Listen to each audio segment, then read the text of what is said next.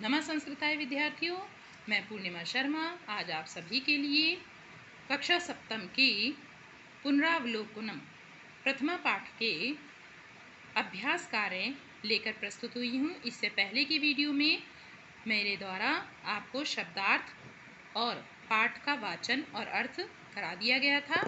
आपने अवश्य ही उससे लाभ उठाया होगा। तो प्रारंभ करते हैं। पहला प्रश्न है उच्चारणम कुरुत पुस्तिकायाम च लिखत। उच्चारण करेंगे इन शब्दों का और फिर आप अपनी पुस्तक में कॉपी में भी लिखेंगे। निवसन्ति शिष्यान् कुट्याम योगाभ्यासम नद्यौ प्रवहतः धेनु। देखिए धेनु बोलेंगे इसे, क्योंकि देखिए आप बड़े ऊ की मात्रा है इसमें, ठीक है। ये द्विवचन में होता है। धेनु आनयन्ति। एक पद। प्रश्न नंबर 2 एक पदेनुत्तर, केवल वन वर्ड में इनका आंसर देंगे। फलम कहा ददाति, फल कौन देते हैं। तो आपने जो पाठ पढ़ा है उसमें आप देखेंगे पिक्चर में, वहाँ से आप देखते जाएंगे। यहाँ पर मैंने इनके आंसर भी लिख दिए हैं, तो इन आंसर को यहाँ देख लेते हैं। कौन दे रहे थे फल? पिता। तो एक वचन में क्या लिखेंगे? केवल इसका आंसर है पिता। दूसरा है फलानी के ददंती, फल कौन दे रहे हैं?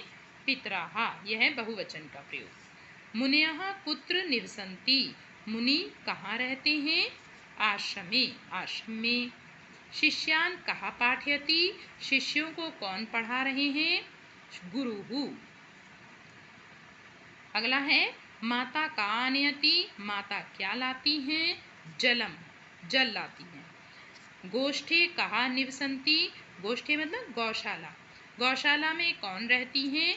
धेनवाः। देखिए बहुवचन का प्रयोग करेंगे क्योंकि गौशाला जो गाय के रहने का स्थान है वहाँ पर बहुत सारी गायें रहती हैं, इसलिए बहुवचन का प्रयोग किया गया धेनवाः। 6 नंबर है दधी कुत्रस्ति, दही कहाँ है? पात्रे। एक वचन का प्रयोग करेंगे, पात्रे यानी बर्तन में। मधुनि कुत्र सन्ति, शहद कहाँ है?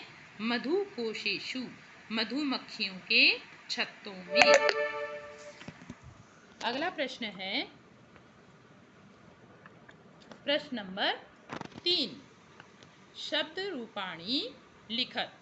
आपने पीछे ये शब्द पढ़े हैं, तो इनका उत्तर देख लेते हैं। यहाँ पर शब्द दिए हुए हैं, देखिए पितृ मातृ मुनि, और कौन सी विभक्ति के लिए गए मांगे गए हैं आपसे शब्द रूप? यहाँ पे प्रथमा विभक्ति के।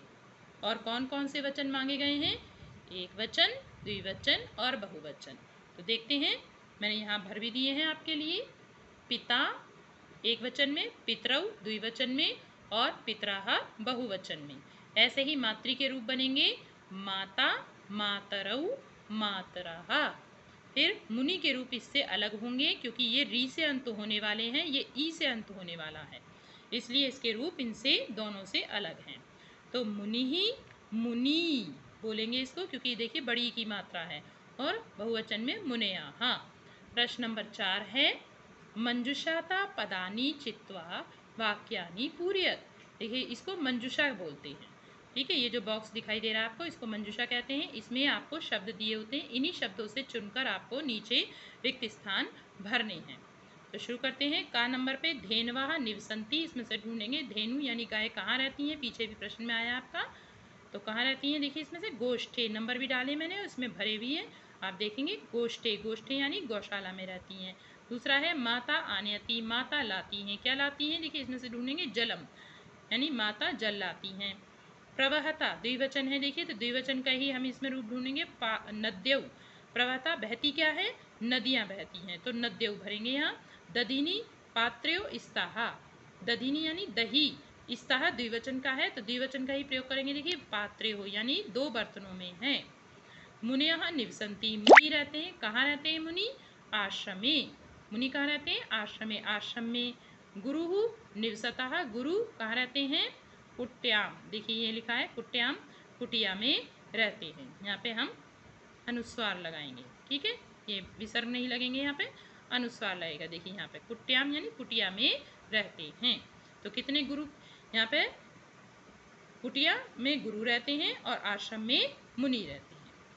प्रश्न नंबर 5 है आपका उचित क्रियापदम चित्वा वाक्यम शुद्धम कुरु। उचित क्रियापद को चुनकर वाक्य को शुद्ध करना है, ठीक करना है। देखिए सह मात्रम नमन्ति, सह जो है एक वचन का है और यहाँ पे क्रिया जो है बहुवचन की है। तो जो जिस वचन पुरुष का कर्ता होता है उसी वचन पुरुष की क्रिया होती है। तो यहाँ पर सह के अनुसार क्रिया आएगी एक वचन की। तो यहाँ पर हमने यहाँ पे देखिए टिक भी करा है। तो यहाँ पर कौन सा लगेगा, नमति। नमति जो है एक वचन का है, तो सह मात्रम नमति, ये आंसर सही है। अयम छात्रः विद्यालयं गच्छन्ति, यह छात्र विद्यालय जाता है। तो यहाँ पर यह छात्र तो एक वचन का है और गच्छन्ति देखिए बहुवचन का है। तो फिर से वही आपको ठीक करना है, इसमें भी क्या लगाएंगे, गच्छति वाला। देखिए तो अयम छात्रः विद्यालयं गच्छति, ये आ जाएगा। इसका गच्छन्ति की जगह यहाँ पे नमन्ति की जगह ठीक करेंगे तो नमति आ जाएगा, गच्छन्ति की जगह ठीक करेंगे तो गच्छति आ जाएगा। अब अगला है अहम प्रतिदिनम पुस्तकम पठति, मैं प्रतिदिन पुस्तक पढ़ता है नहीं आनेगा, पढ़ता हूँ। तो अहम जो है आपका उत्तम पुरुष एक वचन का है, तो उत्तम पुरुष एक वचन की ही क्रिया हम प्रयोग करेंगे पठामी। यहाँ पे ये उत्तम पुरुष एक वचन की क्रिया है पठामी। तो क्या सेंटेंस बन जाएगा, अहम प्रतिदिनम पुस्तकम पठामी। अगला है इयम नदी काश्याम प्रवहसी, यह नदी काशी में बहती है। तो यहाँ पे फिर से देखिए यह नदी, नदी एक है, एक वचन का प्रयोग है इसमें, है ना। और यहाँ पर क्या आ रहा है, ये आ रहा है मध्यम पुरुष का, ठीक है। तो मध्यम पुरुष नहीं, यहाँ पर एक वचन का प्रयोग करेंगे। देखिए तो आ जाएगा प्रवहति, इयम यहाँ पे पठामी और यहाँ पर इसकी स्थान पर प्रवहति।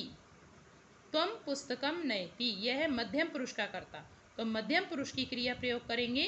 ये एक आपका प्रथम पुरुष की क्रिया है, तो यहाँ पे मध्यम पुरुष की ही क्रिया आनी चाहिए नयसी।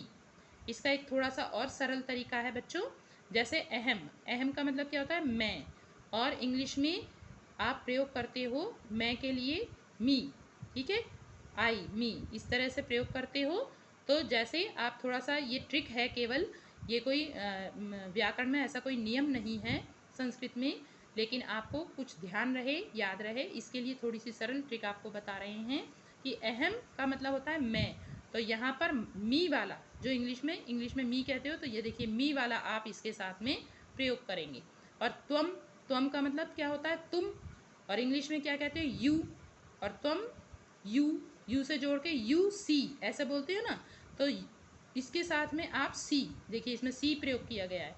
तो ये केवल एक ट्रिक है, ऐसा कोई नियम नहीं है, जिससे कि आपको थोड़ा सा इसमें से सेंटेंस में से ध्यान रहे, इसलिए आपको यहाँ पर थोड़ी सी एक ट्रिक प्रयोग की गई है। यदि आपको अच्छी लगे तो इस ट्रिक से भी आप पढ़ सकते हो। तो तुम के साथ में सी वाला प्रयोग करेंगे, अहम के साथ में मी वाला प्रयोग करेंगे, ठीक है। शेष जो आपके हैं वो एक वचन के हैं, उनके लिए आप टी वाला प्रयोग करेंगे। अगला है प्रश्न नंबर 6, संस्कृत भाषायाम अनुवादम कुरु, संस्कृत भाषा में इनका अनुवाद करना है। बहुत आसान है, देखिए गुरु शिष्यों को पढ़ाते हैं, तो गुरुहु देखिए लिख भी रखा है मैंने, गुरुहु शिष्यान पाठयति, यह आपके पाठ में भी आया है। शिष्य, शिष्यों को, शिष्य बहुत सारे हैं, द्विवचन का प्रयोग करेंगे, गुरुहु शिष्यान पाठयति। अगला है मुनि आश्रम में रहते हैं, मुनि ही, मुनि कितने, एक, तो मुनि ही आश्रम में, आश्रमे, देखिए यहाँ लिखा हुआ मैंने आश्रमे, निवसति, ठीक है, रहते हैं। अब मुनि सम्मान सूचक है, इसलिए हमने निवसति प्रयोग किया है। इसका आप ऐसे भी रूप बना सकते हो, इसमें दोनों में ही, जैसे पढ़ाते हैं बहुवचन का भी प्रयोग कर सकते हो, जैसे गुरुवाह शिष्यान पाठयन्ति, इस तरह भी बना सकते हो। ऐसे ही इसका भी बना सकते हो आप, मुनयः आश्रमे निवसन्ति, सम्मान सूचक के अर्थ में इस तरह से बनेगा। और यदि इसका बहुवचन के रूप में प्रयोग करते हैं तो आपका कैसे बनेगा, गुरुहु शिष्यान पाठयन्ति, ये बहुवचन में बनेगा, और मुनयः आश्रमे निवसन्ति ऐसे बनाएंगे, दोनों ही सही हैं।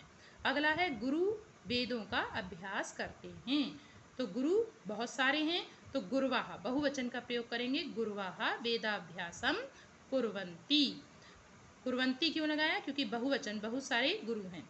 माँ जल लाती हैं, तो माता जलम आनयति, या ये दोनों आपके पीछे सेंटेंस आए हैं।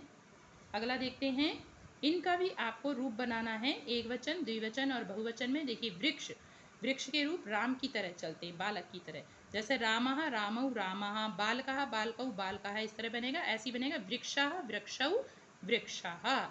अब माला के रूप कैसे चलेंगे, आपने बालिका के रूप पढ़े होंगे, उसी के अनुसार चलते हैं। बालिका रमा गंगा इसके, तो ऐसी बनेगा। जैसे बनता है बालिका बालिके बालिकाः, रमा रमे रमः, ऐसी बनता है माला माले मालाः।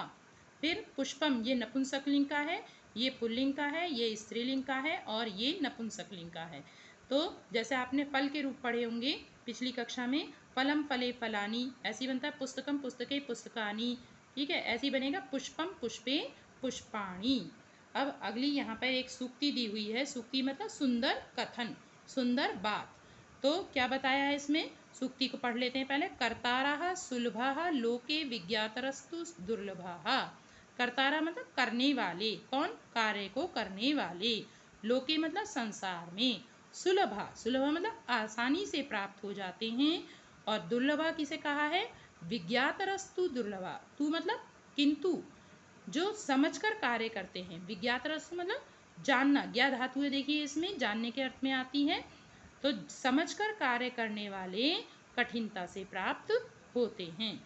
देखिए मैंने इसका यहाँ पर आपको अर्थ भी दे रखा है। संसार में कार्य करने वाले आसानी से मिल जाते हैं, परंतु समझकर कार्य करने वाले कठिनता से मिलते हैं। आज के लिए इस वीडियो में इतना ही बच्चों, धन्यवाद।